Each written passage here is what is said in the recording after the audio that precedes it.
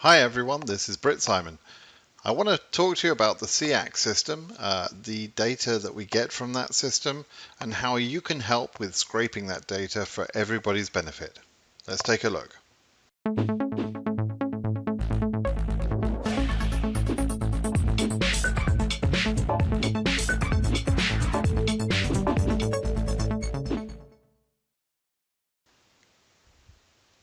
Okay, so I'm going to talk to you about Ceac data first of all. I'll explain what is the Ceac data, and then we'll talk about how you can help us scrape the Ceac data into a central database.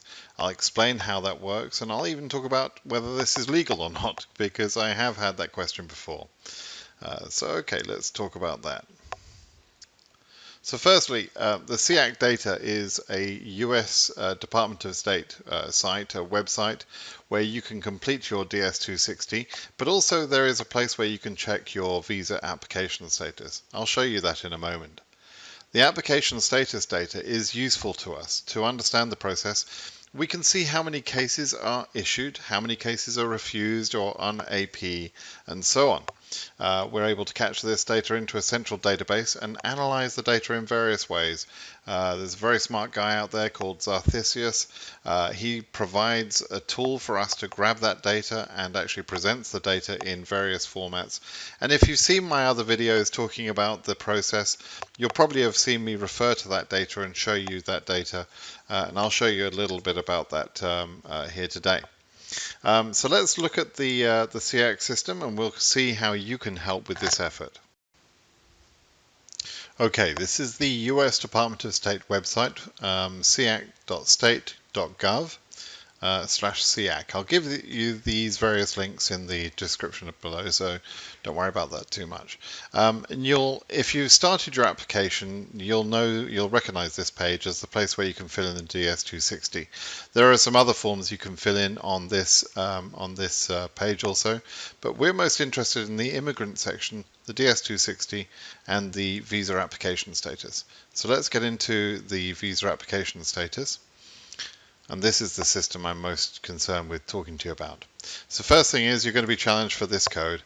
You can enter the code as you see it. Sometimes these are a bit difficult to see. Is that a 0 or no? I don't know. We'll try that. 2UV. No, got that wrong. So AEIA. IA8. What on earth is that? Okay, so once you've got past that challenge, you'll see this page, and in this page you can enter a case number and get status. Now, as of now, we're August in 2019. Right now, the DV 2019 cases are in here, and actually 2018 cases are still in here, but DV 2020 cases are not yet searchable. They won't be searchable, they won't be available in this system until January 1 of next year. And I'm assuming that based on previous years. But so you can put in a case number, and let's say we put in a case number of EU1, right? You then have to enter this code that you see here. It's called a capture code. And let's say T9XB and 9P, right? So you enter that code, it searches the database, and it tells you the information that this particular case, the 2019 EU number 1, is at MVC. I'll give you in a few minutes, or a few moments, I'll give you an idea of what all these status codes mean. But you can see the general principle is checking the database and giving us that information. If we enter another one, we'll go to the next one. Again, you have to put in this code. So what is it? PH9 9XX. Okay, that does not match the code displayed. Okay, that's my fault. Let's try it again. Ask TV. Okay, now we can see that case number EU2 for DV 2019 is ready. We can see the date when the case was created, which is the 24th of October 2017. That's the actual date that this person entered the lottery. And the case was last updated on the 1st of October 2018, and the case was put to ready. It looks like this case, just interestingly, it's in, I think that's Tbilisi. This is the embassy code. There's a 3-digit code there for the embassy. This case has no derivatives, and since this case went live, there's been no further activity on it. That could be for a number of reasons. Probably the person has not proceeded with the case. That's the most likely explanation. Okay, let's look at a couple more, and we'll see some more cases in here. Okay, so we'll put in 2019 EU 3, case number 3. We'll enter the code CD8 4A. Okay, this one is slightly different. This one is in WRW, which I think is Warsaw. Case number EU3. The 01 here is about the principal selectee, and you can see this particular case has 2 applicants. 02 would be the first derivative, normally the spouse. And if this particular family had children, you would see case number 3, 4, 5, whatever. You can see their data entry. You can see the last time that was updated. So some time ago, this case was issued. Okay, so congratulations to them. We'll just do one more quickly to show you one more thing that might happen here. So the capture code needs to be re-entered. It changes every time. You'll see that, right? So it changes every time. Okay, let's pull that up. And it says did not return any data. The reason for that is that's one of the case numbers that I call a hole. That's a case that was disqualified before the announcement of the lottery. So it's a hole. You'll see one of my other videos. I'll make sure the link's below so you can see an explanation of what these holes are about. But anyway, that's the system. That's the system we're talking about, the Ceac system. So then let's talk about how we can automate the capturing of data and how you can help with that. Just before we go there, I'll just show you on this this particular post of mine on my blog. I have an explanation about the status codes and the fact that you see at MVC is the normal first case status for every case, and then the other codes that you'll see are in transit, ready, issued, refused, or administrative processing, AP. This one is AP. And also a brief description of the derivative numbers there. Now, I encourage you to come to this page and read all of these status codes, what they mean. They're pretty obvious, but please do come in here and have a look. Now, for capturing the data, a very smart guy, Ceac, has created a system where we can collectively work together to get this data from the Ceac system. This is achieved by his writing of a script, and to install the script and show you how that works, I thought I'd do that for you live here so that I can show you exactly what goes on. So come to this page. Again, I'm going to give you the link for this underneath here. It's the scraping page, and just follow the instructions. It says, how can I help with the scraping effort? First thing you're going to do is go to the Chrome Web Store or Mozilla add-ons. So you need to either use the Chrome browser or the Firefox browser. And if you come to this page, you'll see that you can get this for Android, so you can add it onto a phone, you can add it onto various devices, but it does need to be, I'm using Chrome, you can either use Chrome or Firefox, one or the others. So I'm going to add this extension to Chrome. This is the first thing. This is a program called Tampermonkey, and I'm going to add that extension. Okay, so that's now been added to my browser. Okay, now if we go back to the instructions that were presented, let's just go back there. Go back to Ceac's site.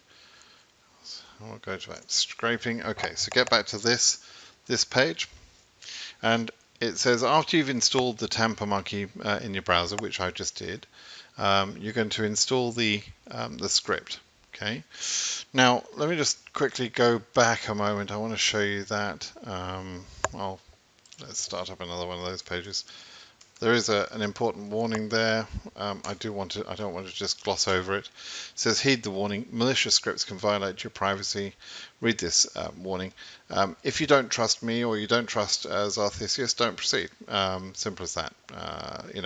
This is going to add a script into your computer, or allow us to add a script into your computer. It's doing one specific job. I'll explain exactly what it's doing. I'm saying it's innocuous, but if you don't believe me, then don't get involved. Okay, we'll go back and we'll install that now. So here's the script. All I've got to do is just click install. That should be installing now.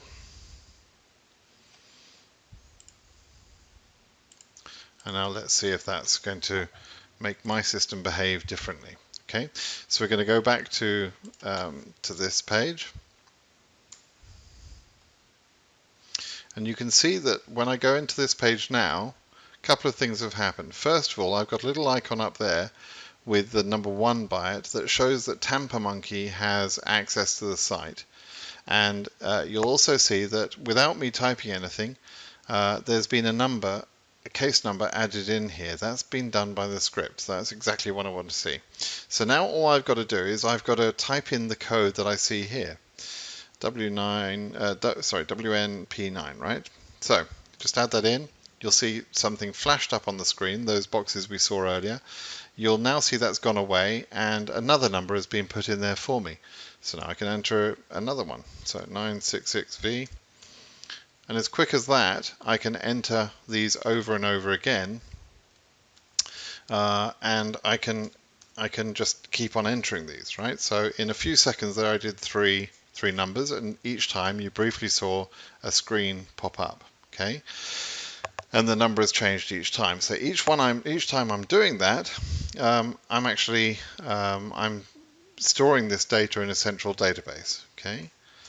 Now, what I should have done actually at the beginning, I should have entered my my username there, because it's nice to actually get a little bit of publicity and credit, particularly from your side of things, because by putting my name in there, I'm going to appear in a league table, which I'll show you in a moment. And frankly, I will do pretty much whatever the people need that are on that league table, at the top of that league table. So let me show you briefly that now.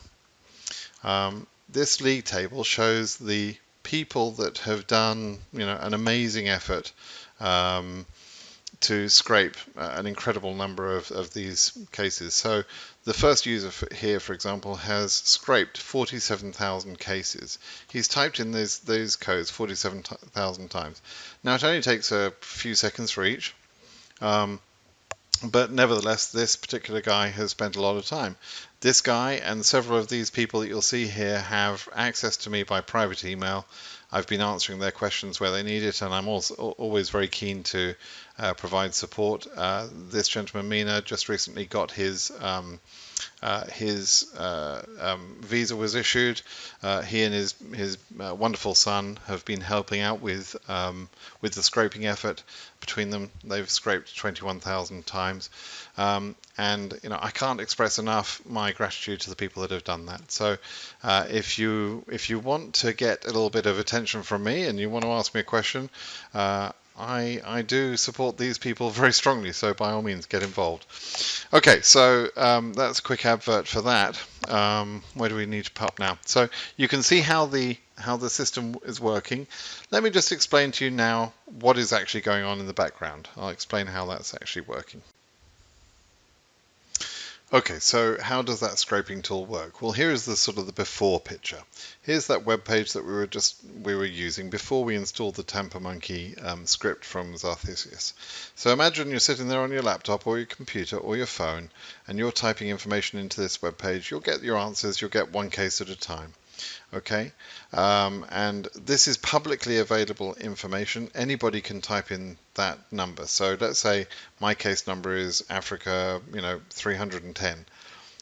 It's perfectly okay for anybody to type in that number and see that data. It's public information. So there's no problem in seeing that. And I'll show you in a few moments the copyright on this particular page.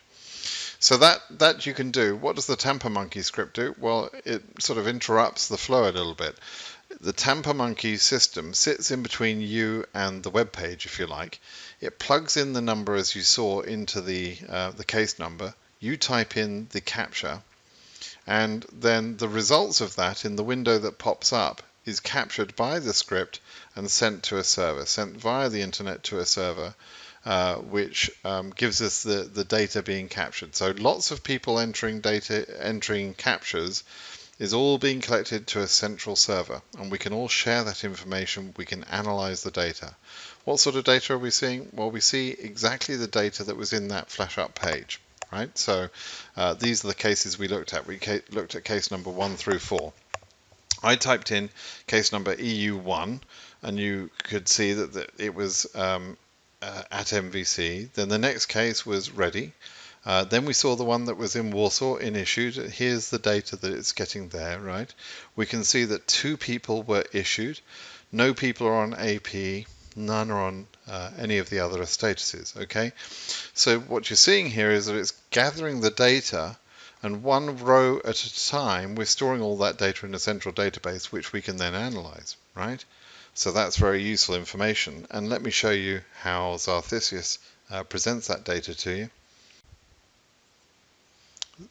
So here we see Zarthisius's webpage where he's presenting the 2019 data. You can see the previous year's data as well. He actually abstracted the data from previous years and put this into the same format. But you can see here there's a sort of a graphic that explains each of the statuses, how many statuses for every 1,000 cases there are. Down here he produces the complete extract files. So, and he publishes those on the monthly basis as we extract the data. He also analyzes the data to see how many 2NLs have gone out for any given period in time.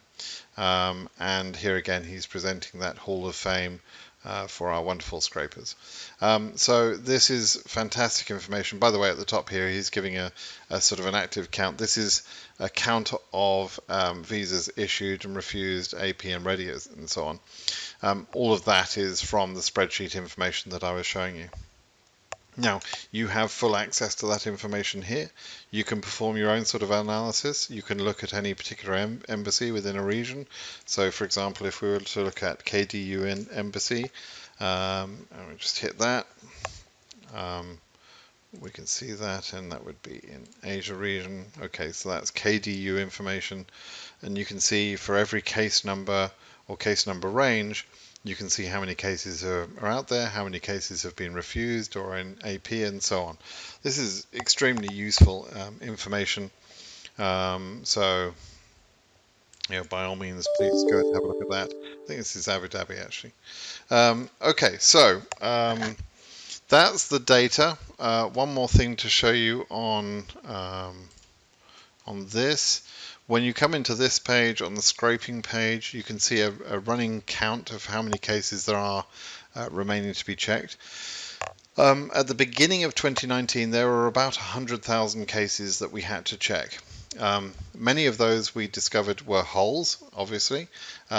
Many of those have now been issued or refused, and we don't any longer need to be checking those particular cases. So we don't check all the time the cases that were once refused, that are issued, or were holes. The cases we're checking, the ones we need to check each month, are the cases that are on AP or still on ready to see if they change, and cases that that are about to be processed. In transit also needs to be checked. So we need your help. Your help is invaluable in running this script, in typing in some of those codes. It takes a few seconds to type each code in. If we get 1,000 people that watch this video, let's say, and everyone were to check 24 cases, which would take them just a few moments, within a few moments, we would get all of those numbers checked. And that's exactly the point. Many hands make light work, is the saying. If we can have, no doubt our top scrapers here will put in their usual effort, and I'm tremendously grateful to them. But it's far better if we can share that work over a number of people, And as you can see, there are some people that have just scraped just a few cases. That's appreciated too. I appreciate that.